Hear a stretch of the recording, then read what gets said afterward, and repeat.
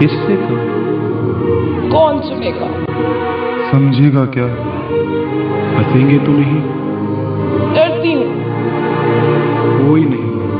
कुछ नहीं हो सकता। ये आवाजें हैं हमारी कीमत की, लेकिन हर समस्या का है समाधान। मन की बात। मन की बात। नमस्कार, मन की बात में आज फिर आप सबका स्वागत।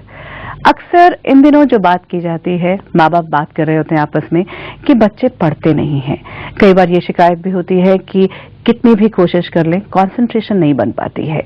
और कई बार बच्चे भी कहते हैं कि हम पढ़ना तो जाते हैं, पढ़ते तो हैं, पूरा टाइम बैठे रहते हैं, फिर एग्जाम्स में रिजल्ट जो है वो ये दिखाता ही नहीं कि पढ़ाई की थी।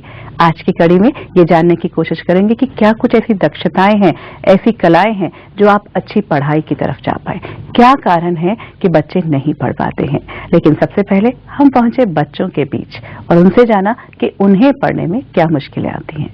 मैंने इंजीनियरिंग में जब एडमिशन लिया तो मुझे नई चीज सीखने के लिए जो है एक अंदर से इच्छा लगती थी और मैं कोशिश करता था कि उस चीज को मैं सीखूं और प्रैक्टिकल करूं। लेकिन वही मेरे जो साथ में पढ़ने वाले दोस्त थे या कि मेरे साथ में पढ़ने वाले बच्चे थे, तो वो उस चीज को देखते थे और सोचते थे कि किस तरह एग्जाम निकल जाए, और वो नंबर चाहते थे, नंबर ज्यादा पाना चाहते थे। लेकिन इसी कारण वो ज्यादा थोड़ा सा इतना ज्यादा उनका माइंड स्टडी के लिए जो है डिप्रेशन हो जाता था कि वो कंफ्यूज हो जाते थे। वैसे तो मुझे पढ़ने में कोई प्रॉब्लम नहीं आ रही, मैं सब चीजें ही काफी थॉरोली पढ़ लेती हूँ, बट एक्चुअल प्रॉब्लम तब आती है जब मैं टेस्ट देने जाती हूँ, क्योंकि मेरी जो थॉट्स की स्पीड है एंड मेरी राइटिंग स्पीड में बहुत वेरिएशन है। तो जब तक मैं ये सोच पाती हूँ कि कौन सा पॉइंट इंपॉर्टेंट है, कौन सा नहीं है, कौन सा लेना है, कौन सा नहीं लेना, तब तो टाइम ही खत्म हो जाता है। बच्चे अपने स्टडी के से भूल जाते हैं और ज्यादा पढ़ाई में ध्यान नहीं देते हैं, ज्यादा अपने स्पोर्ट्स में हो जाते हैं या फिर टीवी या फिर सोशल नेटवर्किंग साइट्स पे also play a lot of role, फिर फोन्स पे दोस्तों में रहते हैं और आई थिंक इसीलिए they get distracted rather, probably they don't understand the importance of studies also। आजकल के बच्चों में ट्रेंड देखा गया है कि एग्जाम से एक हफ्ते पहले, 2-4 दिन पहले किताब खोल के पढ़ना शुरू करते हैं, तो एग्जाम में उन्हें परेशानी आती है याद रखने में जो कि वो 4 दिन पहले उन्हें पढ़ा होता है।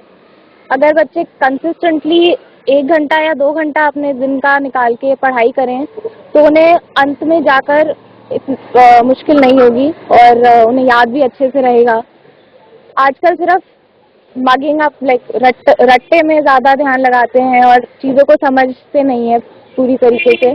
प्रैक्टिकल नॉलेज कम है, सब कुछ थ्योरेटिकल बहुत ज्यादा है। तो ये तो हमने जानी बच्चों की बातें। अब जानते हैं कि वो क्यों नहीं पढ़ पाते हैं, कौन सी बातें हैं जो पढ़ाई को ब्लॉक करती हैं।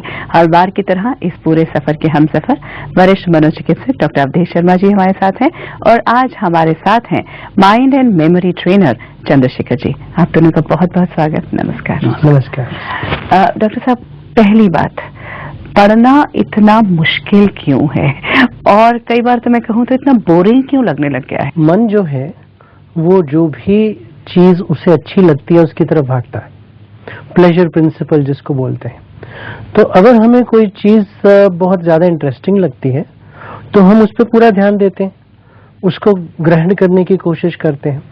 वही बच्चा जो एक सब्जेक्ट को नहीं पढ़ता दूसरे को अच्छी तरह से पढ़ सकता है, या अगर उसे कार्टून की बुक मिल जाए या स्टोरी बुक मिल जाए तो वो पढ़ सकता है तो सारी पढ़ने की बातें। तो एक तो बड़ा कारण ये है कि वो उसमें उनका ध्यान नहीं है या उसमें उनका इंटरेस्ट नहीं है। दूसरा है कि अगर एक ही बात को बार बार कहा जाता है तो उसमें भी कई बार इंटरेस्ट खत्म हो जाता है। तीसरा, अगर आपका मन कहीं और चल रहा है, डिस्ट्रैक्टेड है, चाहे टेलीविजन है, चाहे इंटरनेट है, चाहे किसी से आप फोन पे बात कर रहे हैं, या आप खेलना बाहर चाहते हैं लेकिन यहाँ पे 2 घंटे के लिए बैठना पड़ रहा है घर के अंदर, तो आपका मन डिस्ट्रैक्टेड हो जाता है, तो जो काम करना है उसमें वो नहीं हो पाता। और शायद चौथी जो सबसे बड़ी इंटरेस्टिंग बात है कि हम कहते हैं बच्चे को कि पढ़े, लेकिन उसको पढ़ने के तरीके नहीं बताए जाते, उसको कम समय में कितना अच्छी तरह से पढ़ना है ये नहीं बताया जाता, और उस पढ़ने से उसको इमीडिएट और लॉन्ग टर्म में फायदा क्या होगा ये नहीं बताया जाता। तो उसके लिए ये वो चीज है जो मम्मी पापा स्कूल वाले उस पर थोप रहे हैं, कुछ देर के बैठ के उसको करना है, जिसमें उसका मन नहीं है तो ऑब्वियसली पढ़ाई में मन तो लगेगा नहीं। पढ़ना जैसे आपने कहा कि प्लेजर नहीं देता है, तो प्लेजर दे सकता है चंद्रशेखर जी? प्लेजर प्रिंसिपल में एक चीज देखा गया है कि जो चीज हम देखते हैं उसमें आनंद आता है, मजा आता है। जैसे टीवी है, वहाँ देखना होता है, गेम्स है, उसमें देखना और खेलना, एक्टिविटीज दोनों आते हैं। लेकिन पढ़ाई में देखना नहीं आता है, सिर्फ अक्षरों को पढ़ना होता है, और अक्षर दिखाई नहीं देते, अक्षर डांस नहीं करते, इसलिए उनको वहां पे प्लेजर प्रिंसिपल लागू नहीं होता है। इसलिए उनको पढ़ने में आनंद नहीं आता है, बाकी सभी चीज में आनंद आता है। इसलिए अभी ऐसी टेक्निक लगाना चाहिए जिससे उनको पढ़ने में आनंद आए, एक विजन क्रिएट हो, ध्यान से पढ़ें। क्योंकि जब भी हम कहते हैं किसी को आप ध्यान से पढ़ो, तो ध्यान से का मतलब क्या होता है? मतलब ध्यान से मतलब अपने अंदर की आंखों से देखो, कि कोई भी चीज को हम देख करके पढ़ते हैं तो याद हो जाता है, लेकिन सिर्फ सुनते हैं वो याद नहीं होता है। जैसे लेक्चर है, टीचर पढ़ा रहा है, वो सुन रहे हैं, लेकिन मन कुछ देख रहा है और क्लास में बैठे बैठे, और टीचर की बातों को नहीं सुन रहा है। इसलिए टीचर का ध्यान से सुनो। ध्यान से सुनने का मतलब अंदर की आंख और ये दोनों आंख तीनों का कोऑर्डिनेशन हो।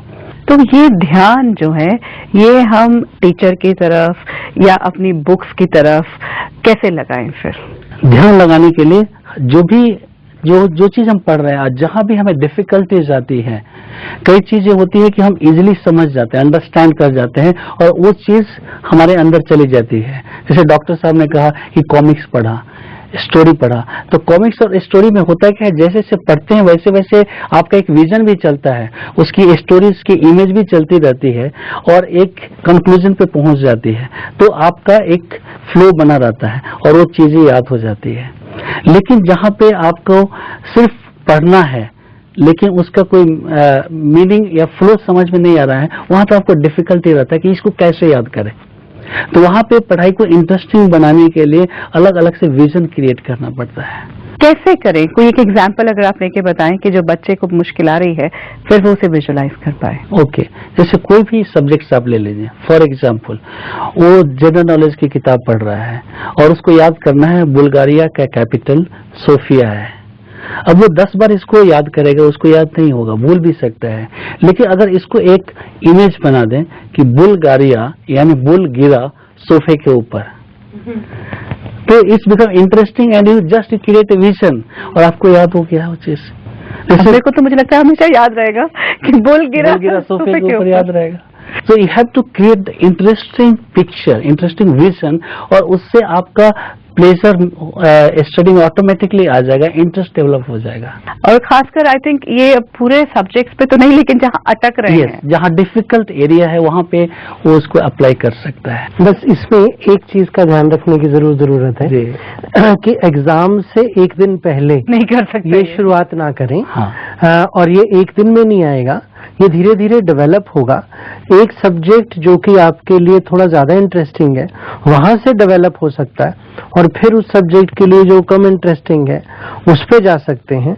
और ये एक क्रिएटिव प्रोसेस है, जो कि क्रिएटिव प्रोसेस धीरे धीरे बनता है। ओके, और कोई अगर नहीं इतना क्रिएटिव हो पाता तो फिर क्या करें? हर एक व्यक्ति क्रिएटिव है, कोई भी व्यक्ति ऐसा नहीं कि क्रिएटिविटी नहीं है, लेकिन उसकी क्रिएटिविटी डेड तब हो जाती है जब दूसरे की क्रिएटिविटी को बार बार ऑब्जर्व करता है, और वो भी निगेटिव क्रिएटिविटी। जैसे आजकल टीवी चैनल्स हैं, टीवी चैनल्स पे बहुत सारी निगेटिव इमेजेस आती रहती है, वो निगेटिव इमेजेस अंदर चले जाती है और बार बार उसके दिमाग में निगेटिव क्रिएटिविटी ही आती रहती है, और अपना पॉजिटिव क्रिएटिविटी डेवलप नहीं कर पाता है।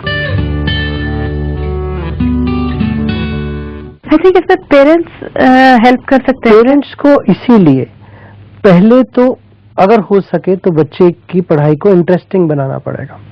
दूसरा, अगर हो सके तो बिना डांटे उसके साथ अगर बैठें, आसपास कुछ और करें, ताकि बच्चे को लगे कि मेरे साथ भी कोई और है और वो पढ़ाई में मेरे साथ मदद कर रहा है, तो होगा। अगर उसे 8 से 20 साल बाद पढ़ाई करने के क्या फायदे हैं, इसकी बजाय अगर वो अभी पढ़ाई करता है तो उसे खुद भी अच्छा लगेगा, उसकी सेल्फ एस्टीम भी बढ़ेगी जब अच्छे मार्क्स आएंगे, और अगली क्लास में जाएगा, अपने दोस्तों में उसकी थोड़ी सी प्रतिष्ठा बढ़ेगी।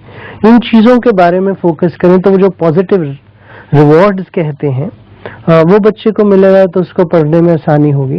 पढ़ा जाए बार बार पढ़ा जाए, प्लान्ड तरीके से पढ़ा जाए, उसको रिवाइज किया जाए, उसको पूरी तरह से पक्का कर लिया जाए ताकि वो शॉर्ट टर्म मेमोरी से लॉन्ग टर्म मेमोरी में चला जाए। और फिर सिर्फ समझा नहीं जाए, समझ के उसको, जैसे बात चल रही है, विजुलाइज किया जाए और वो कैसे उसकी जिंदगी में काम आ सकता है, इसके बारे में अगर वो प्लान कर लेंगे तो फिर एग्जाम में जाके वो ज्यादा अच्छा परफॉर्म कर पाएंगे। बिल्कुल चंद्रशेखर जी, डॉक्टर शर्मा, हमने एक बच्चे से भी बात की और जाना कि उसको क्या दिक्कतें आ रही थी। मेरी मम्मी मुझे हर टाइम पढ़ने के लिए ही कहती रहती हैं। पढ़ाई के अलावा कुछ भी करूं तो पढ़ो पढ़ो कहकर दिमाग परेशान कर देती हैं। मैं रोज घंटों अपनी किताबों के साथ बैठा रहता हूँ, बहुत मेहनत करता हूँ, पर फिर भी मार्क्स ही नहीं आते, क्योंकि इतनी देर पढ़ने के बाद भी मैं पढ़ा हुआ सब कुछ भूल जाता हूँ।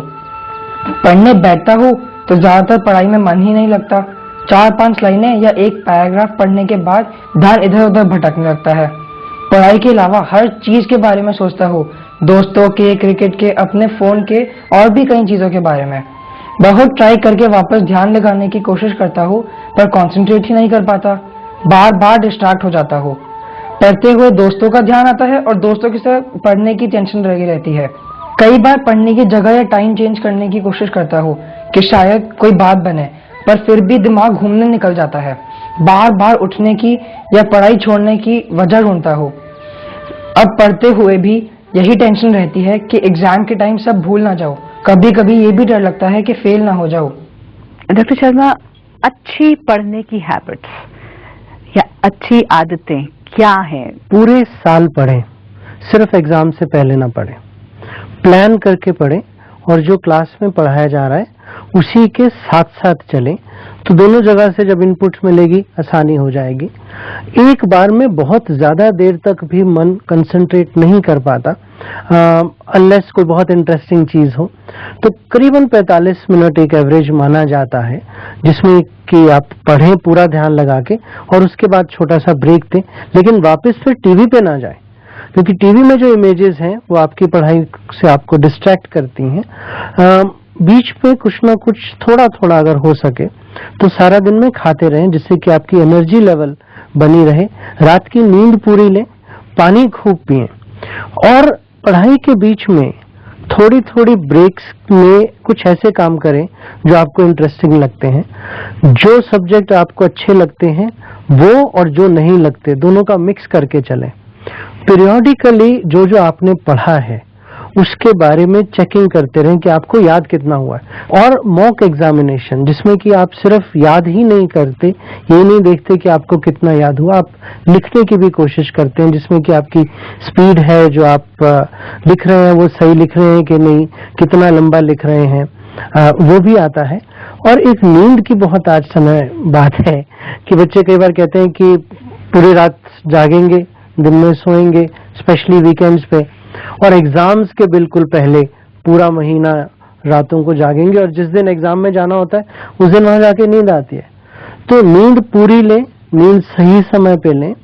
और अगर आपका एक कुछ ऐसा बन भी गया है कि आप थोड़ा लेट जाग रहे हैं तो एग्जाम से बिल्कुल पहले जरूर कोशिश करें कि आप नींद के उस दौर में ना हो जिस समय पे एग्जाम होना है। चंद्रशेखर जी, यहाँ बात हुई थी अभी कि थोड़ी देर के लिए याद, मेमोरी स्पैन जो बात होती है, या फिर ज्यादा देर तक रिटेन कर पाए, उसका भी कोई स्पेसिफिक तरीका है? शॉर्ट टर्म और लॉन्ग टर्म मेमोरी हमारे यूज ऑफ ब्रेन के ऊपर डिपेंड करता है। हमारा लेफ्ट ब्रेन अगर हम ज्यादा यूज करेंगे तो हमारा मेमोरी शॉर्ट टर्म रहेगा, राइट ब्रेन को यूज करेंगे तो हमारी मेमोरी लॉन्ग टर्म होगी। शॉर्ट टर्म मेमोरी में जैसे आप जस्ट रट्टा लगाकर याद करते हैं कोई चीज को, और जैसे प्रैक्टिकल सॉल्व करते हैं क्वेश्चंस के आंसर को, मैथमेटिक्स जैसे हुआ लॉजिकली, तो उस सब में आप लेफ्ट ब्रेन का यूज करते हैं। जितना दिन तक यूज टू होता है उतना दिन तक वो याद रहता है और कुछ दिन के बाद उसको आप भूल जाते हैं, वो लॉन्ग टर्म में कन्वर्ट नहीं होता है।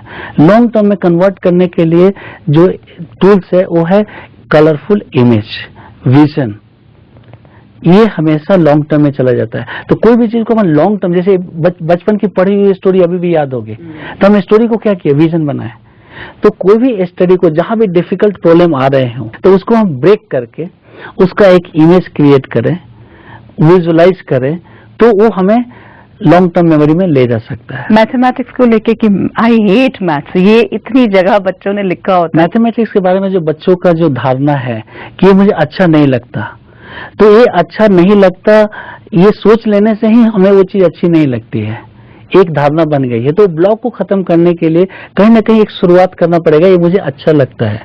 क्योंकि कई बातों में देखा गया कि जो क्वेश्चन बहुत डिफिकल्ट होते हैं और किसी ने आपको बताया नहीं कि ये डिफिकल्ट क्वेश्चन है, किसी ने कहा बहुत इजी आप सॉल्व कर लोगे, और वहां पे दिमाग काम करता है और वो इजीली सॉल्व हो जाते हैं, जो कि बाद में उसको पता लगता है कि ये डिफिकल्ट है। तो डिफिकल्टी भी एक मेंटल ब्लॉकेज है। उस मेंटल ब्लॉक करने के लिए हमें हमेशा इंकरेज करना है पेरेंट्स को, टीचर्स को, कि ये ऐसा नहीं है, बहुत ईजी है, बहुत सारे मेथडोलॉजी हो गए हैं, बहुत सारे टेक्निक्स है जिसके द्वारा मैथमेटिक्स को और इंटरेस्टिंग बनाया जा सकता है। तो इस तरह की बातों से ही उनके मेंटल ब्लॉकेज को हम खत्म कर सकते हैं। पढ़ तो लिया बहुत ज्यादा, एग्जाम के टाइम पे ब्लॉक एकदम से ब्लैंक हो गया सब कुछ। अपनी एंजाइटी को कम करने के लिए बच्चे कुछ ब्रीदिंग टेक्निक सीख सकते हैं, प्राणायाम की टेक्निक्स हैं, रिलैक्सेशन कर सकते हैं। मेडिटेशन एक बहुत अच्छा टूल है जिससे कि व्यक्ति रिलैक्स भी होता है, और ये भी साइंटिफिकली पाया गया है कि उससे मेमोरी भी बढ़ती है, उसमें क्रिएटिव विजुअलाइजेशन भी बढ़ती है, और उसकी वजह से आपको बीच बीच में जब आप बहुत तनावपूर्ण माहौल से गुजर रहे हैं तो आपको अंदर जाके और अपनी पावर्स को बढ़ाने की इंस्पिरेशन भी मिलती है। उसी के साथ साथ कुछ जो बेसिक फिजिकल प्रिंसिपल्स हैं जिसमें कि आप कुछ महीने पहले से महीने में एक बार एक मॉक एग्जाम शुरू कर लें, और उसके बाद एग्जाम्स के बिल्कुल पहले चाहे हफ्ते में एक बार प्लानिंग करें, और एग्जाम्स जैसे आप ले रहे हैं मॉक एग्जाम जिसको बोलते हैं वो करना शुरू कर लें। नींद पूरी रखें, दूसरे बच्चे क्या पढ़ रहे हैं इसके बारे में परेशान ना हो, दूसरों से ये पूछ के कि तूने इतना पढ़ लिया मैंने तो पढ़ा नहीं, एकदम अपनी घबराहट को ना बढ़ा लें, आपकी अपनी स्पीड हो सकती है। लेकिन पहले से ही तैयारी ये करके रखें कि मेरा कितना कोर्स है, कितने दिन हैं, उसमें बीच में मुझे बीच में रुक के उसको रिवाइज भी करना है, मॉक एग्जाम भी लेना है। और पेरेंट्स को खास तौर पे हर समय सिर्फ पढ़ाई की बात ही ना करते रहें, और कई बार स्टूडेंट्स जब देखते हैं कि उनसे पढ़ाई नहीं हो पा रही तो वो उसे पोस्टपोन करते रहते हैं, लास्ट डे पढ़ लेंगे, चलो ये तो मुझे आता है, ये मैं देख लूंगा। उसकी बजाय अगर शुरू से ही थोड़ा थोड़ा समय बैलेंस्ड रूप से रख पाएंगे तो फिर एग्जाम्स को हवा नहीं बनेगा। और अगर किसी दिन मान लीजिए ये सब होने के बाद भी एग्जाम्स अच्छे नहीं हुए तो भी जिंदगी में और बहुत मौके हैं। चंद्रशेखर जी, कुछ ऐसी विजुअलाइजेशन टेक्निक्स भी हैं जो ड्यूरिंग एग्जाम, बिफोर एग्जाम बच्चे कर सकते हैं? बिल्कुल। एग्जामिनेशन के दौरान ये चीज देखा गया है कि बच्चों को क्वेश्चन के आंसर वहां याद नहीं आते, घर पर याद आते हैं। इसका मतलब कि कमांड उन्होंने मेमोरी में है, उन्होंने अपने कंप्यूटर को कमांड दिया एग्जामिनेशन में, लेकिन उसका फोल्डर खुलता है घर पर आकर के, यानी उसका कंप्यूटर हैंग हो जाता है। तो हैंग क्यों हुआ?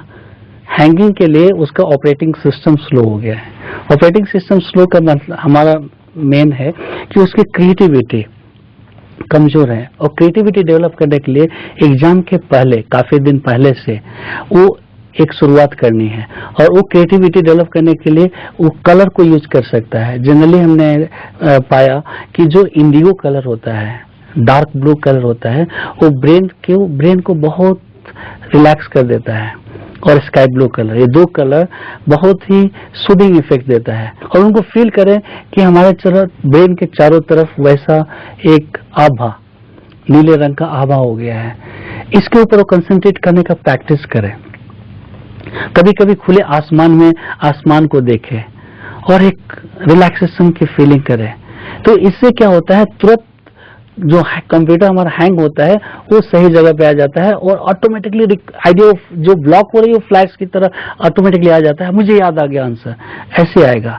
तो ये colour plays most important role. अच्छा, मतलब आपने अगर महीने पहले से ये टेक्निक पे काम किया है, एग्जाम के दिन भी, हाँ, एग्जामिनेशन हॉल में बैठ के भी इमीडिएटली अगर एक कलर को विजुअलाइज करता है तो इमीडिएटली फ्लैश की तरह आंसर उसके सामने आ जाएगा। अच्छा, ब्लू कलर को, हाँ, ब्लू कलर, इंडिगो या ब्लू, इंडिगो और ब्लू कलर।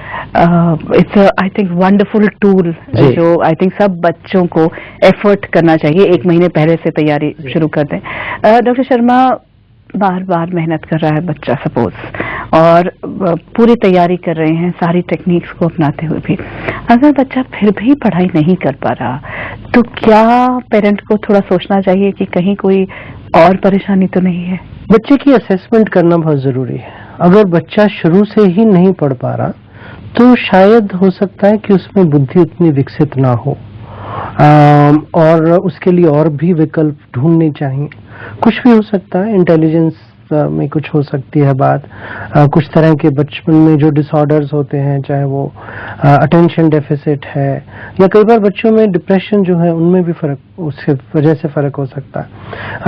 घर का माहौल अगर अच्छा नहीं है, या झगड़े हो रहे हैं, या पढ़ाई करने की कोई जगह ही नहीं है, या घर में बहुत ज्यादा आसपास आवाजें हैं, तो उससे भी उसकी डिस्ट्रैक्टिबिलिटी हो सकती है।